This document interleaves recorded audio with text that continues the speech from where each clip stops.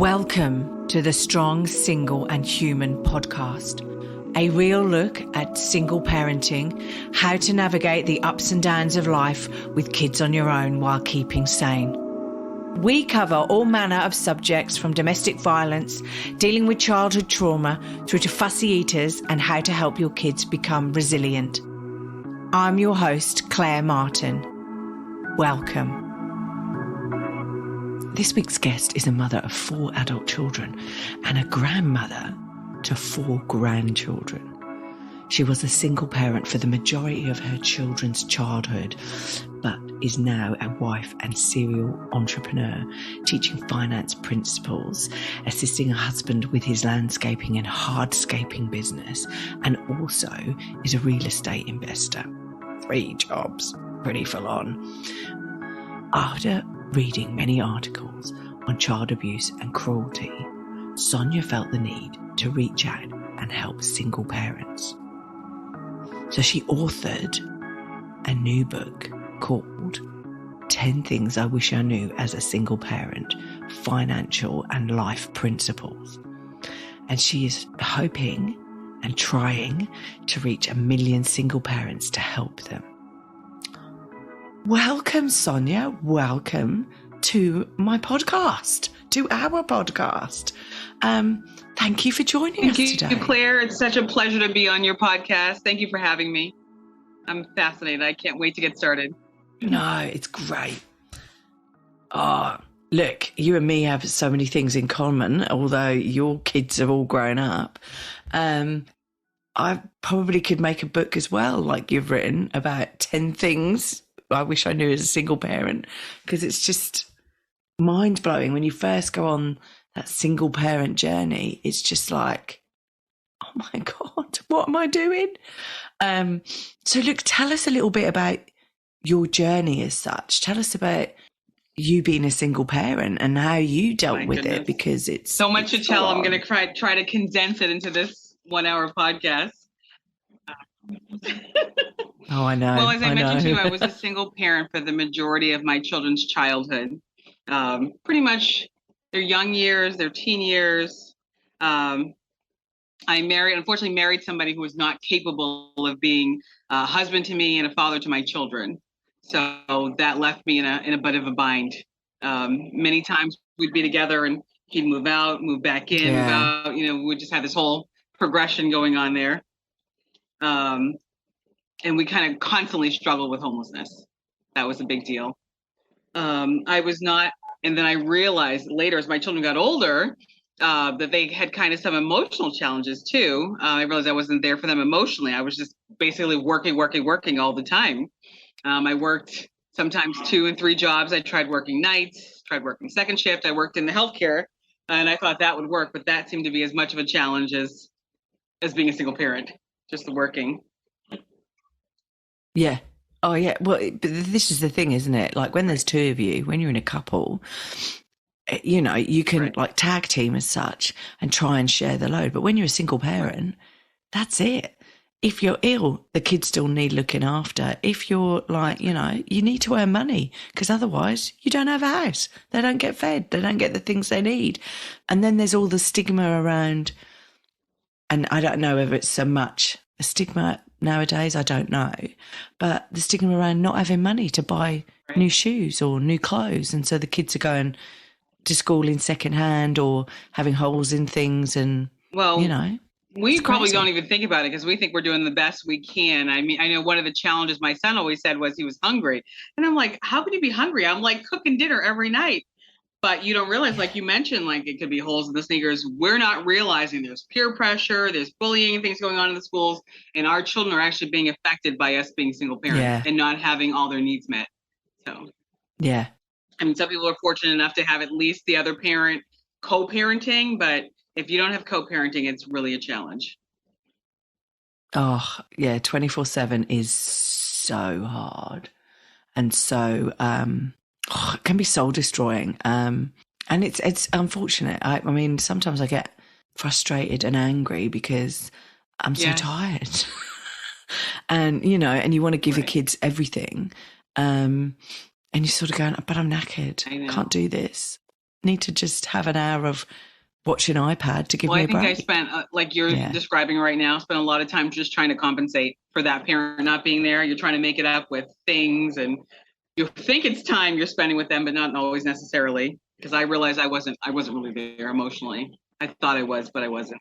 It was either, like you, I was tired. I had looked at government assistance and stuff to try to help balance and pay some of the bills, but that didn't work either. Most of the time I didn't even qualify. That was a challenge.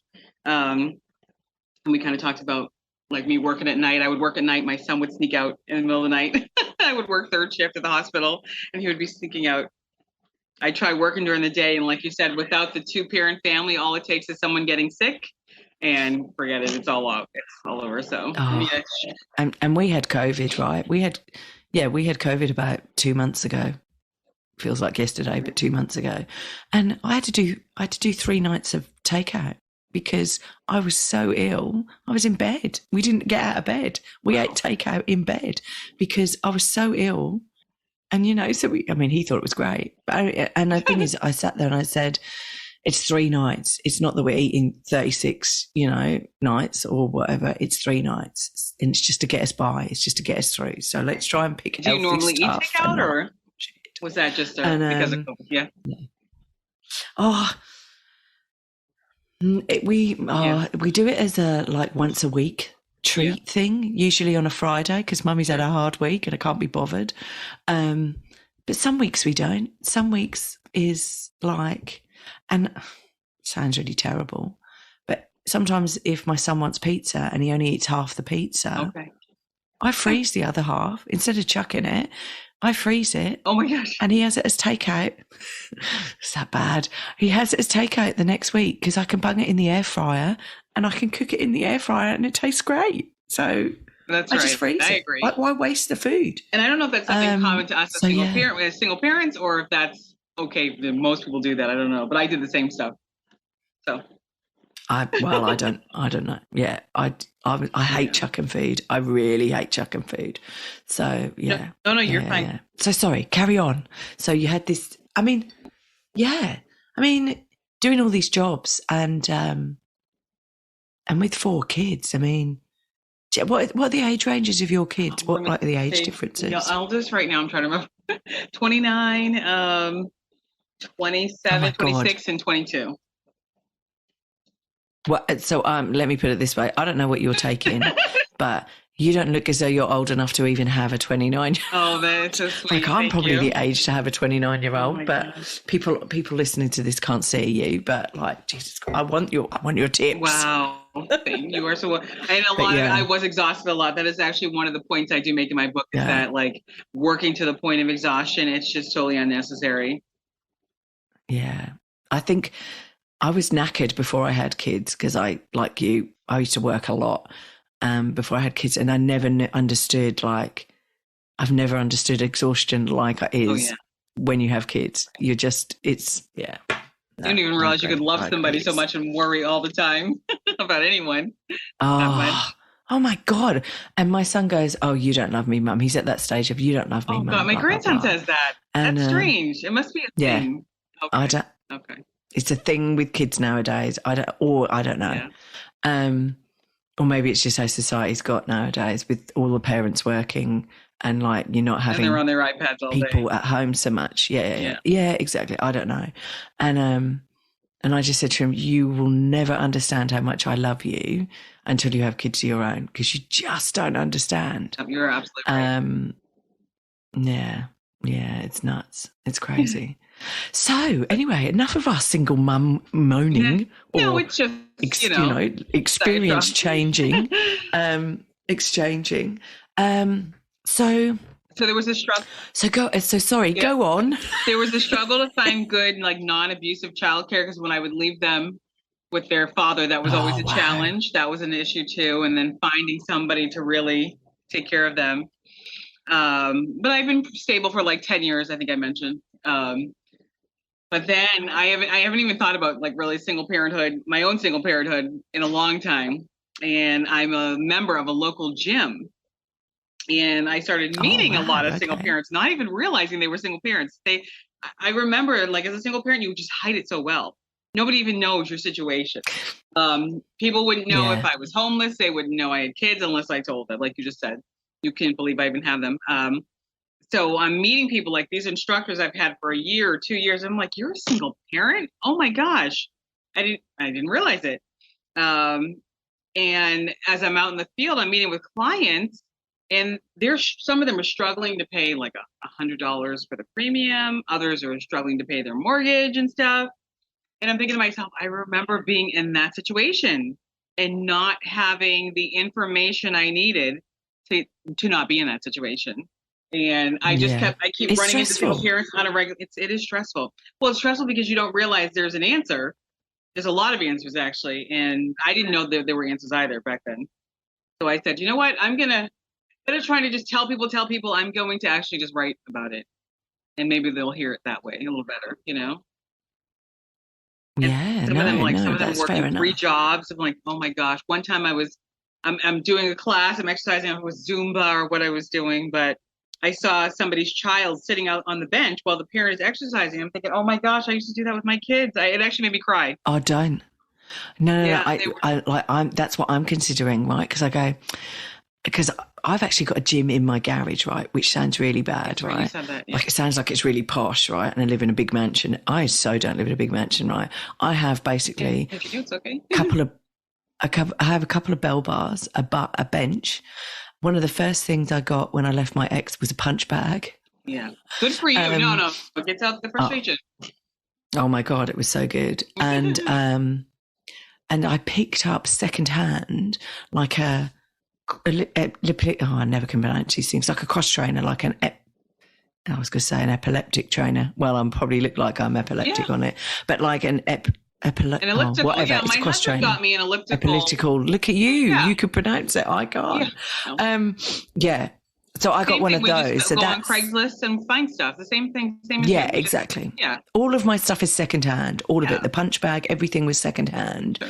I've probably got, I don't know, a couple $100 worth of stuff in the garage. Oh boy. But that's okay. But like and I got some mats from Kmart. You guys don't have Kmart over where you are. Not anymore. Do you still have Kmarts in Australia?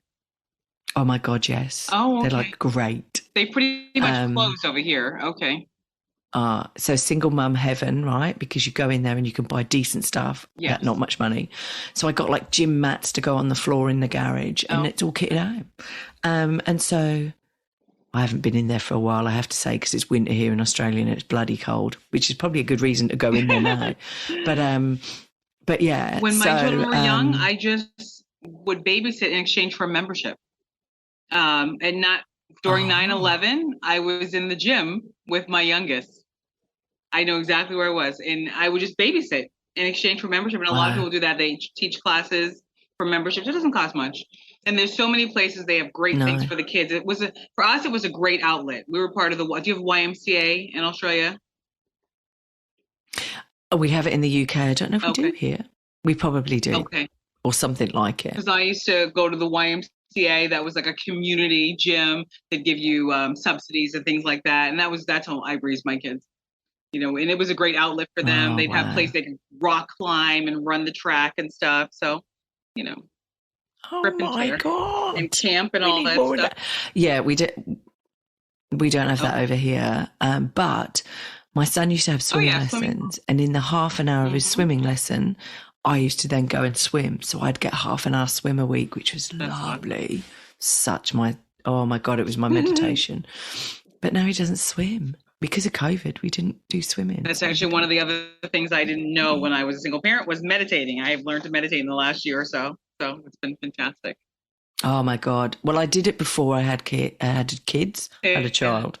And yeah, there were times that I had to do it. I'd get up early in the morning at 5 a.m. and do it. So yeah, I know. So, okay. So tell us some of these things. Okay, I will. That you wish you knew.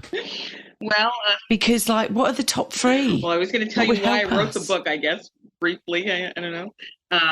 Yeah. Oh no, yeah.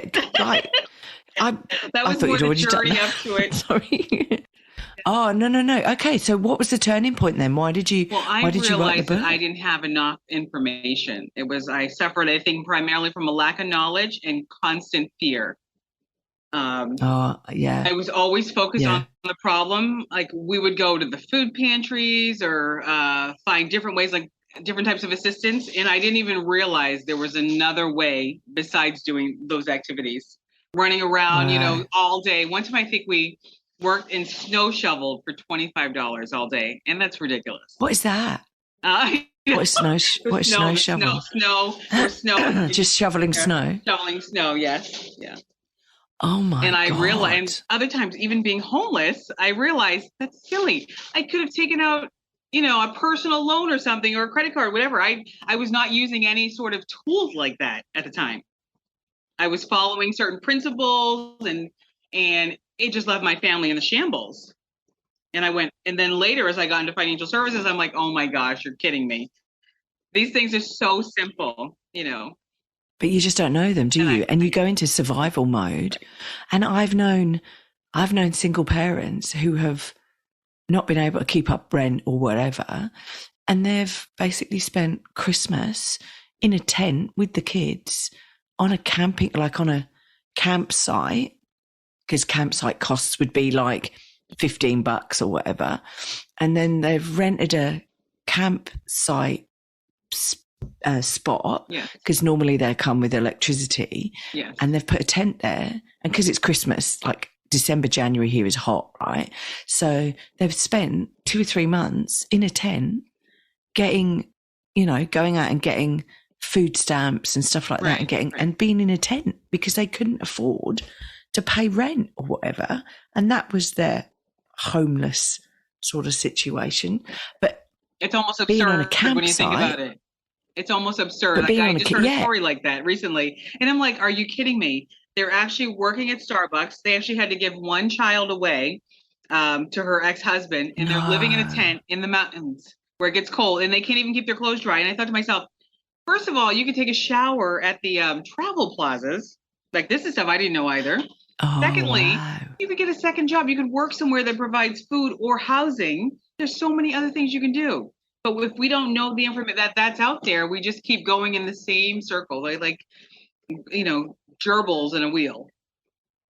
Yeah, you're right. Because you don't know. You don't know. And in those situations, people don't have mobile phones or computers or whatever. Maybe they do, but can't afford to buy Netflix. No, can't afford to buy internet, and therefore they can't Google stuff. They can't. The libraries are there. Do things like that. Libraries are free. Yeah, they are. But when do you get time as a single parent to drag your kid into a library, which is quiet? At the library. Get them to be quiet. There. And yeah. We did. Oh my God, did you? Oh wow, God love you. And the kids stayed quiet because you had 4 of them that keep quiet. They were actually very good. I didn't have any issues with them until they became older. Oh, don't tell me that. Mine's only 7 at the moment. That's one of my biggest dreads. And also, he's tall as well. So if he grows, he's going to be towering above me. And so, yeah, that's a big challenge. And certainly, I'm a fiery little mum. I'll be fine. Yeah. Just the 2 of you. You'll be peas in a pie. Okay. So, but writing a book's a full-on major, it's a full-on major experience, right? Because you've got to sit down and write it every day, or do a bit every day. Did you do that, or did you sort of go, okay, I'm going to carve out a week and I'm just going to spend a week doing it? How did you even set it out? I first thought about writing a book years ago. Didn't know what the topic was going to be that I was going to write about. When I started running into the single parents having similar challenges that I used to have, I literally sat down and had it written in a couple hours. The first draft was written in a couple hours. The second draft was like a day. It's like right now I just got an email before I spoke with you. They're already formatting it. The book is going to be launched October 15th. So it's already in the process. They have the covers created. And I guess it's just having the information, because when I first started with this topic, it was the 5 things I wish I knew as a single parent, and it evolved into 10. But I guess the information is so fluent in my brain 10 right now. Wow. That it just came out. I just started writing. think that's a great question. Thank you. Yeah. It's funny you say that, because I think everyone's got a book in them. It's just about getting and sitting down and writing it. That's right. And when because I had a heart operation 3 years ago or whatever, and when I was in the throes of doing that, I thought, God, what about if I don't make it out? You know, my son was 2, well, maybe it was 4 years ago. My son was 2. And what about if I don't make it out the other side? And all these things I want to tell him and teach him and stuff like that. And so I started writing them down, right?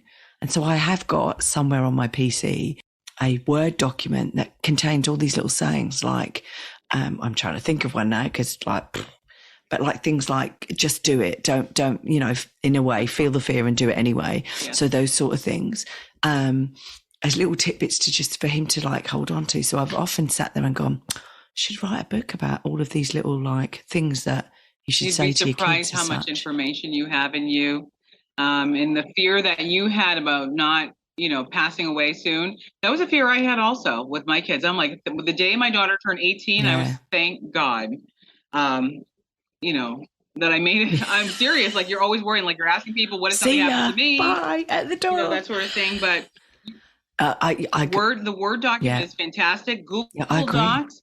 When you write in Google Docs, it actually automatically saves it for you, and it updates it every time you go back in. Like after my editor came in, it automatically updates. So I would strongly recommend that for writing your book, but just get it on paper. Just start writing. Don't edit. Just write, and you'll be surprised.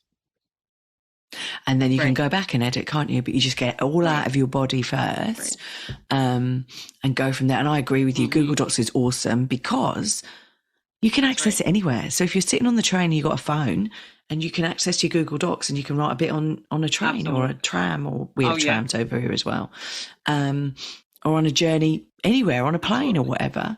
You don't have to sit on a laptop and write it or whatever. So yeah.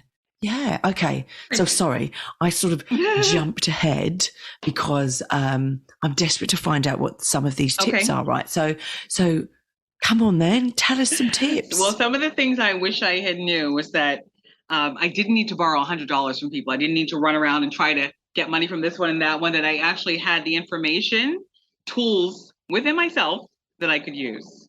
I'm just going to speak in general right now, and then I'm going to get to specifics. I didn't need to go to food pantries.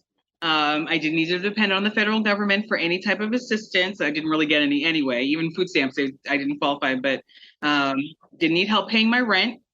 I didn't need to leave my children with just, you know, babysitters or whatever. There were a lot of tools. For instance, every year, one of the things I talk about in the book is every year I received a tax refund. Sometimes these tax refunds were between $7,000 and $12,000. And this money was being used for, and right now, that's awesome. That's an awesome tax refund. If you use it properly. The average tax refund right now for a head of household, a single parent with children, is about $4,595. And we're spending it on kids' clothes and things. I could have taken that and paid in advance for the whole year for a mortgage or whatever. Some people have used it to actually buy houses. You can actually take that, go to an auction, and buy a house. So those are some of the things I teach as well. Wow. But fundamental, you need to have, I tell people, life insurance will change your life. A life insurance policy will change your life. That's fundamental to everything else that's taught in the book. I've got to say, I was sitting there last night thinking, I probably need to consider something like critical illness cover, or something that covers me for if I get injured. Because people think, oh, if I die, I'm covered, right? But what about if you get injured and you can't work? What about if you're blinded, or I don't know, it sounds really bad. I mean, all of this that I'm now going to list sounds really bad, right? But what about if your arm gets chopped off? What about if you have a car accident and, you know, you can't walk, right? All of the things that you would do as an occupation potentially may go. That's right. And then you're not earning so if you're an electrician, or if you are a nurse where you need to lift people and like walk around and do so, you can't be a nurse if you then become a paraplegic, right? potentially. I mean, there may be jobs that you can use your skills in to help, right? And also all of the stuff that goes with having an injury and losing a limb or sight or hearing or walking or whatever, right? You've got to deal with that emotional baggage as well, right? And so having something that pays out if you're injured, right?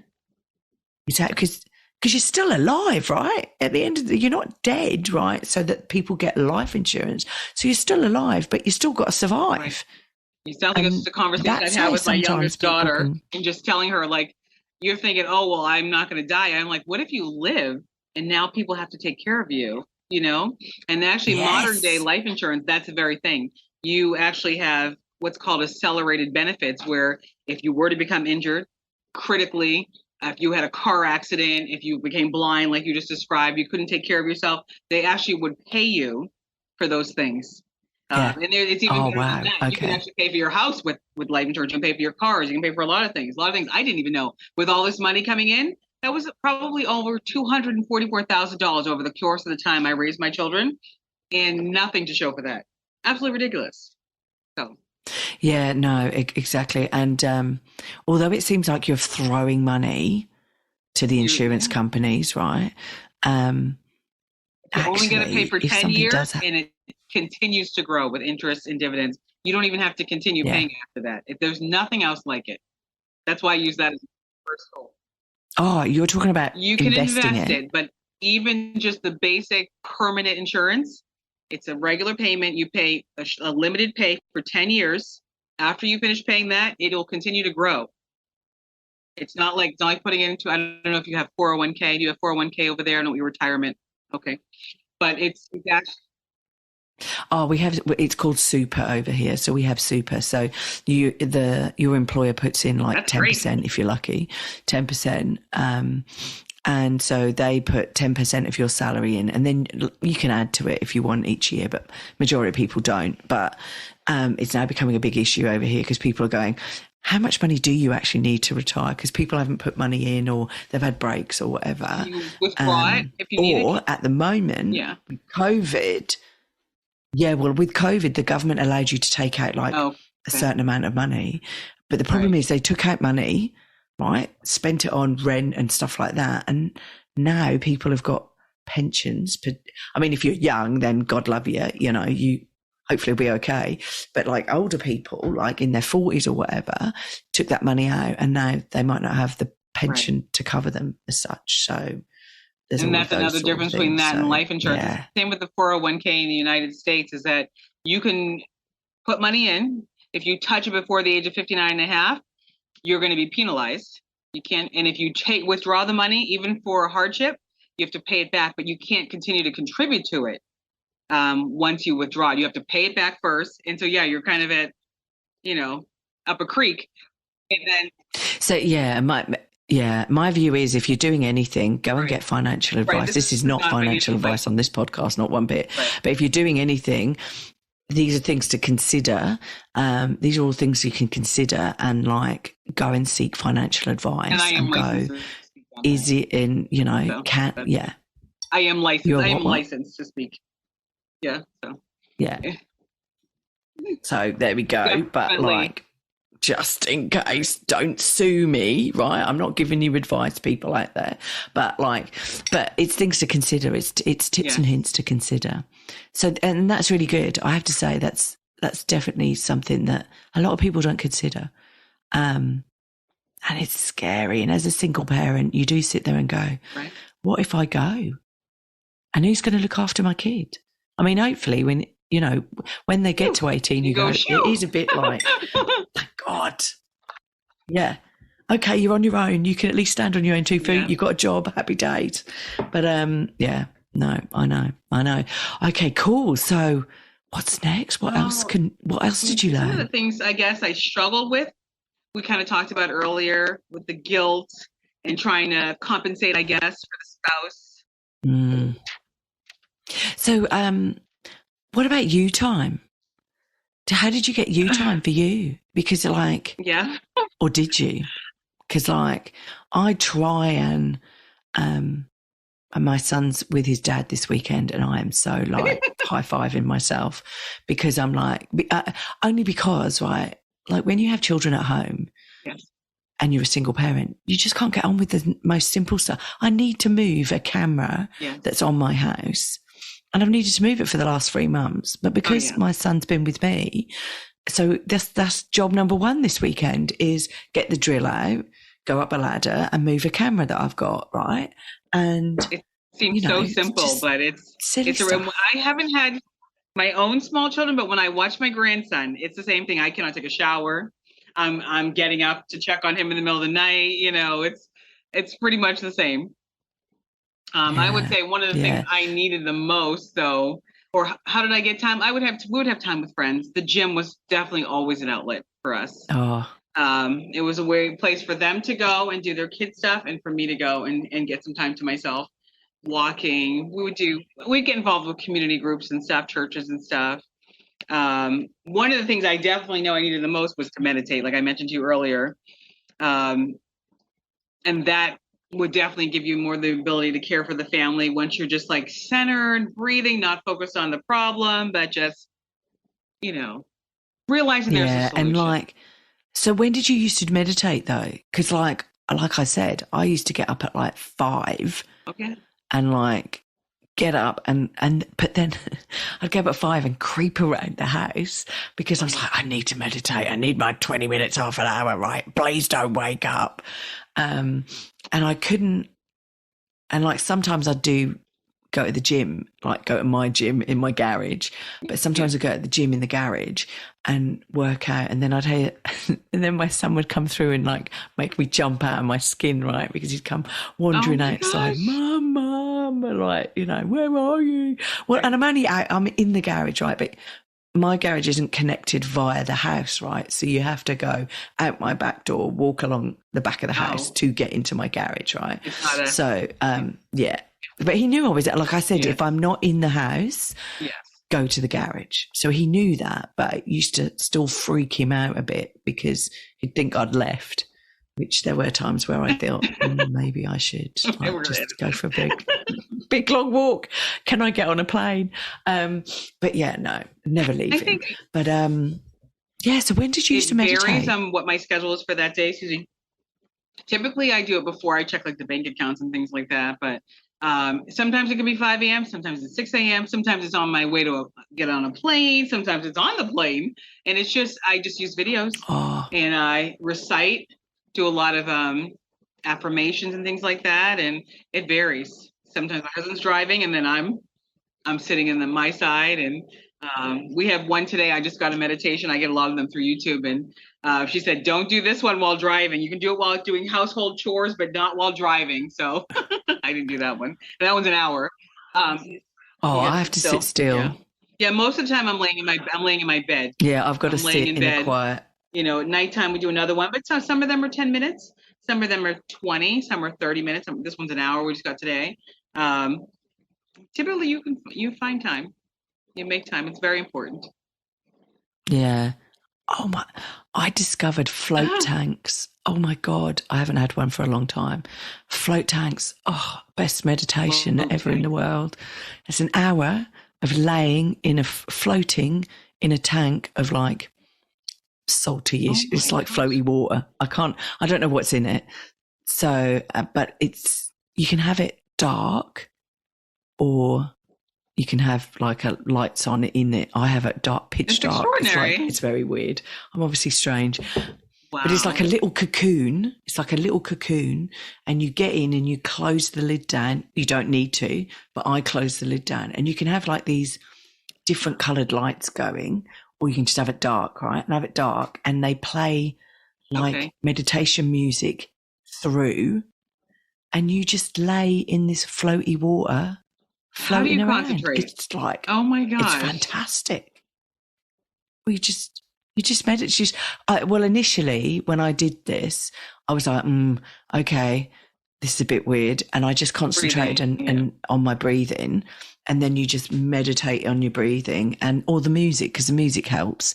And you don't go to sleep, but it's just it's almost like it's almost like laying in a very squishy, spongy bed. Do you know what I mean? Like but it's water water. bed. It's warm water. It's not cold water.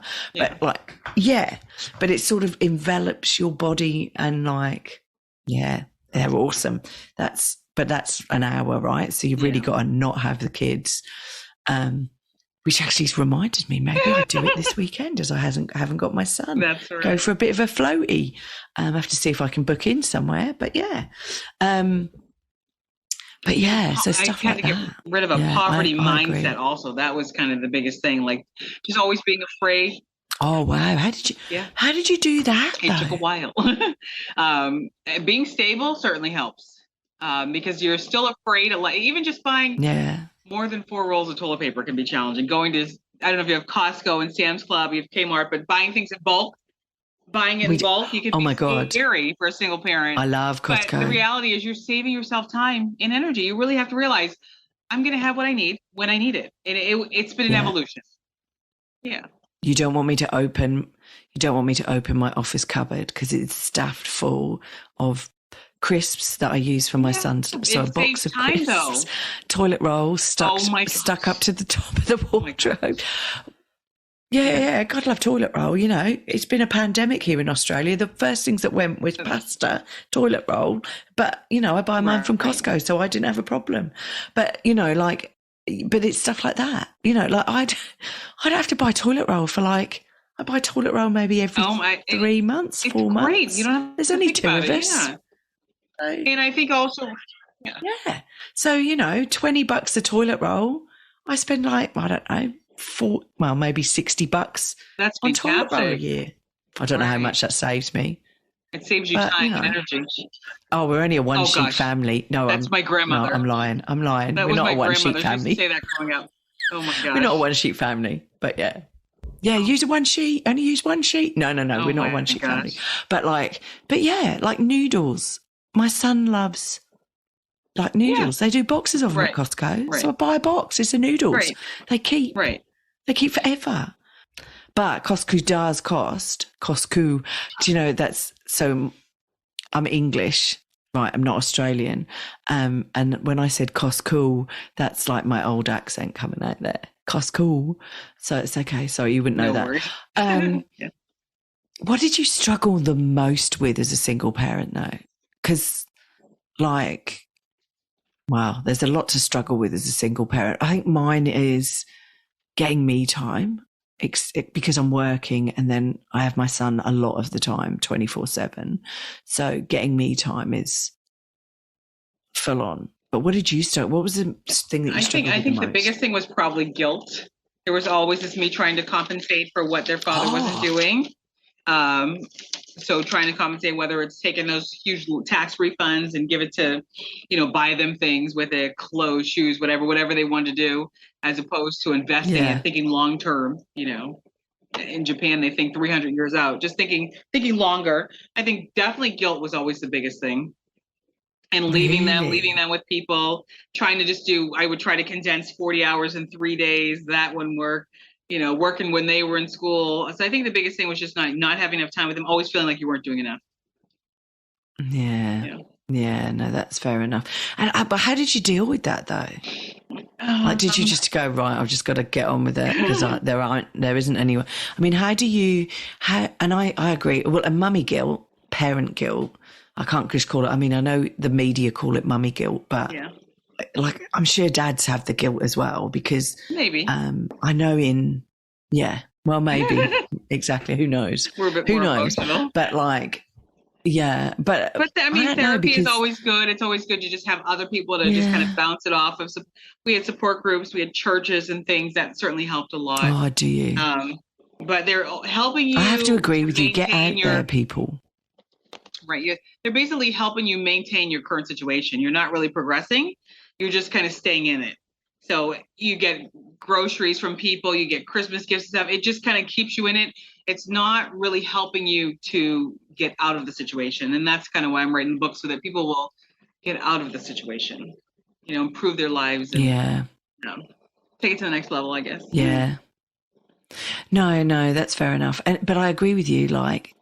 go and join support groups, go to meetups, single parent meetups or whatever, because just being with other single parents, you tend to find you can club together. I found it easier having my son at school. I don't know if that's what you found. I found it easier with kids being at school because they get their mates, they go on play dates. My son's got a play date tonight. They're coming here and I'm doing dinner and stuff like that. But as parents, you sort of work together as such. Sure. I'd always hoped that would happen. We would come together as a unit as single parents, but it doesn't work. There's bullying stuff that goes on in the school, so you do have to be careful, but I don't know. We did our best. Oh, look, I agree with you. Bullying is horrendous. Your kids are struggling with whether it's the body images, even in two-parent families, like it's the body images, so many things going on. They're comparing themselves to people in the media. So there's a lot. Yeah, and I've got to say, I was talking to somebody yesterday about bullying, and their nephew, who was 14, and attempted to commit suicide because he couldn't get away from the bullies at school because they were on social media, and and it's a scary old world out there for the kids now. It's not like how it used to be for me. Sure.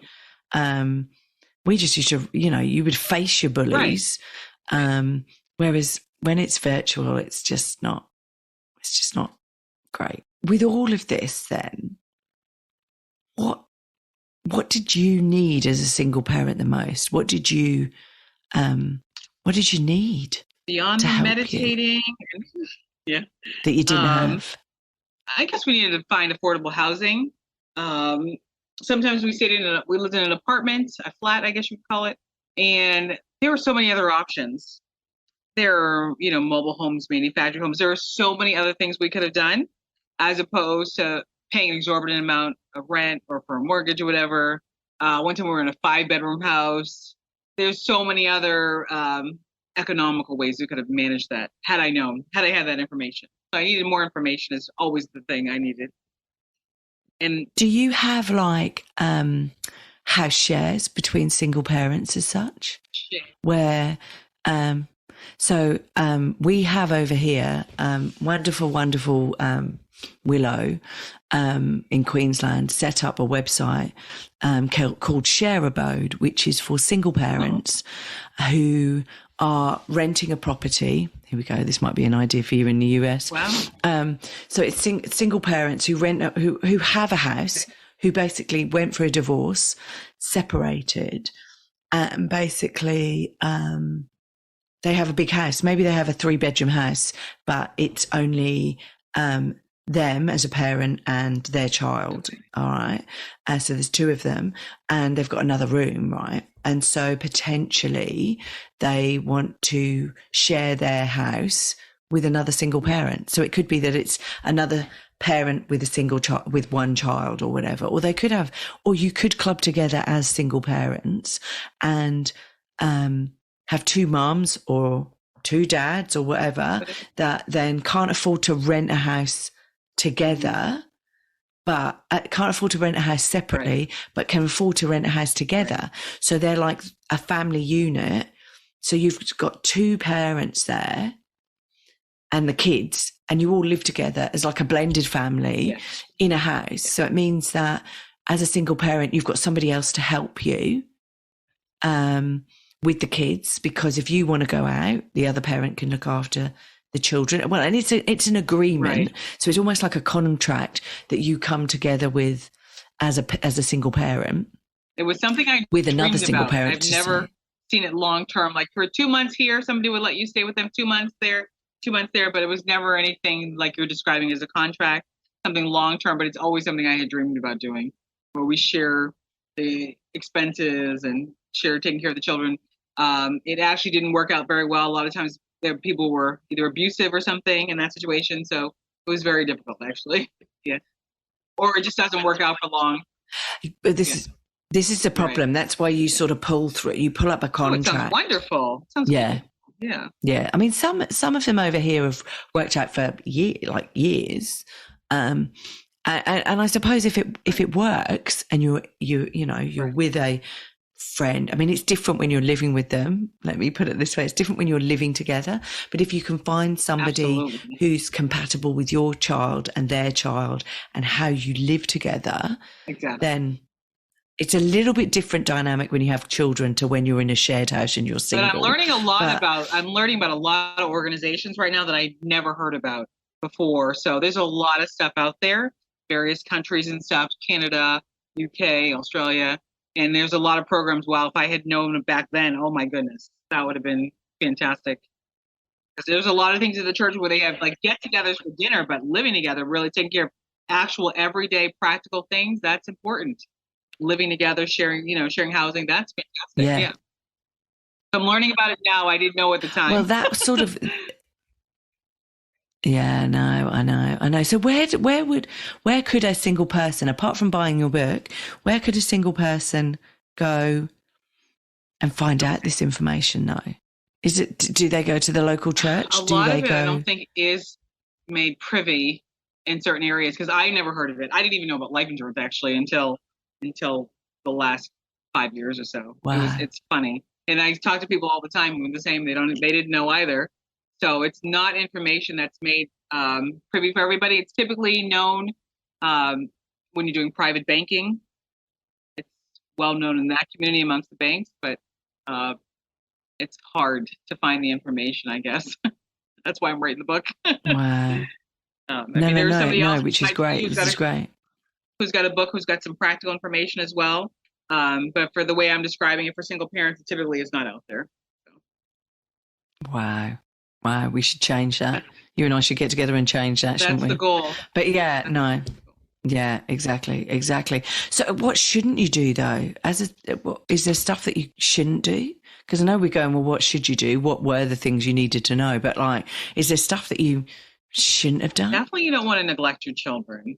And it happens in innocent ways, I think, just by being tired, working too much, being unavailable emotionally. I would say that's the biggest thing, because we don't even know what they're going through in the schools and in their own life with their friends. Obviously, don't want to take the stress of the situation out on the children. I'm reading a lot of stories about that. That's one of the reasons why I'm writing the book. I'm reading some horrific stories, actually, about child abuse and stuff, just in the papers, just like boyfriend, girlfriends, people living together, cohabiting, and in just some situations that are just avoidable.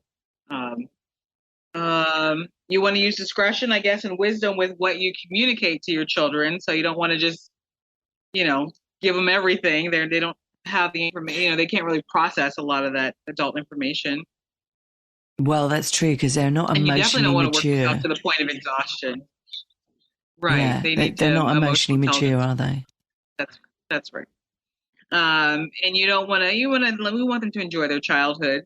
You don't want to work yourself to the point of exhaustion. There's really no reason for it. The company's going to continue with or without you, and your children now have one parent gone, and now you're exhausted all the time. So they don't have either parent. I guess you always want to look at other career options if you are working to the point of exhaustion. If you don't want to be in dead-end jobs, because those jobs are the ones that prevent you from being available for your children, which causes this sort of emotional challenges. So and you don't want to expect other people to love your children. Yeah. So look at upskilling, basically. Upskilling, yes. And you don't want to expect other people to love your children the way you love your children. It's just not going to be the same. Even with good child care providers, it's not going to be the same. So no. And relying, it's not. It's not necessary to rely on other people to help pay your bills. You really can do it. You're on your own. That's why I put 10 things. You really can do this on your own, even though it seems hard. It's possible. It's been done by many successful women. So, and men. They're single fathers as well. I have single fathers at my gym. So, and you don't want to use your tax for just buying things that have no lasting value, obviously. And don't blame yourself for the situation with your children. Try not to blame yourself too much. I mean, there's shared blame, but really try to just move forward, I guess. Exactly. I mean, the thing is, you've got to move forward. You can't look back. The past is in the past. You've got to live in the now, right? Even future, looking towards the future, right? It's like you've got to live in the now, and you've got to go, right, I'm in a dead-end job. I don't want to be in this dead-end job because I'm not spending the time with my kids. What can I do now to get myself out? And it's small baby steps to just sort of move yourself forward and go from there. Right. So look, do you have you got a website or like anywhere where people can actually find you and find the book? Where's the book going to be? Right. The book is going to be on Amazon, and obviously people, I would like a honest review.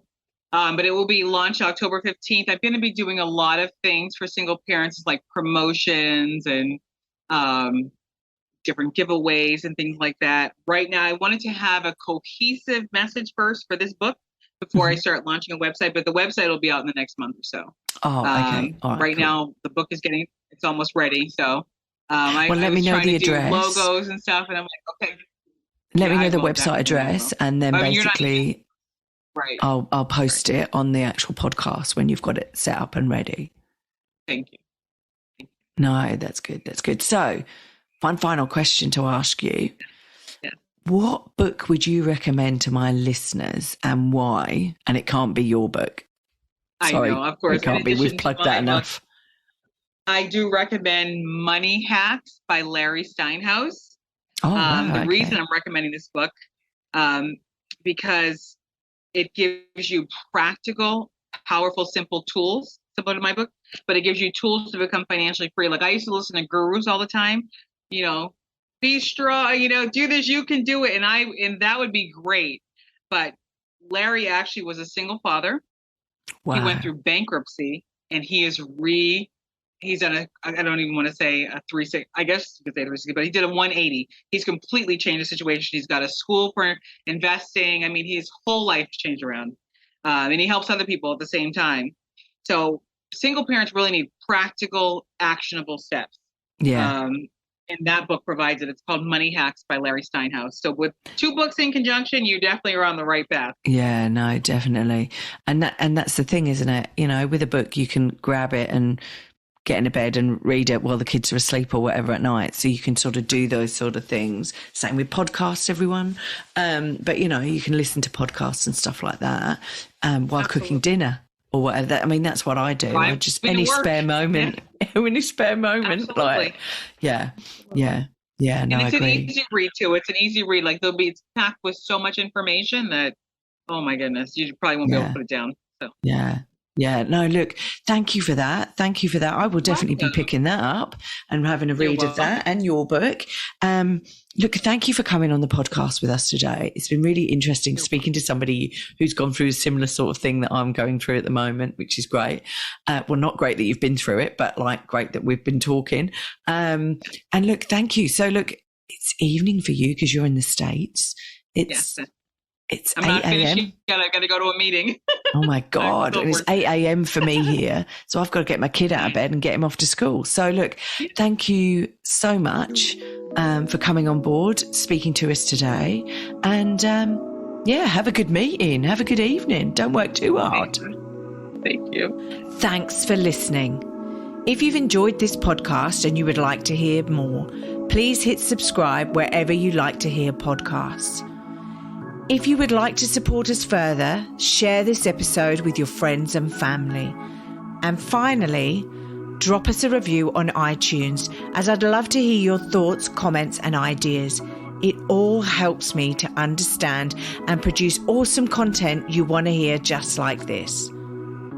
If you want to check out our past episodes, write to us, appear on the podcast, or for links, resources, and show notes, go to our website, www.strongsingleandhuman.com. We are also on all the usual social media platforms, Insta, Facey, and Twitter. I hope you have a wonderful week, and I hope to see you back here again soon. Be kind to yourself, and remember, no one is perfect. We're all just putting one foot in front of the other and doing our best. I'm Claire Martin, and you've been listening to the Strong, Single and Human podcast.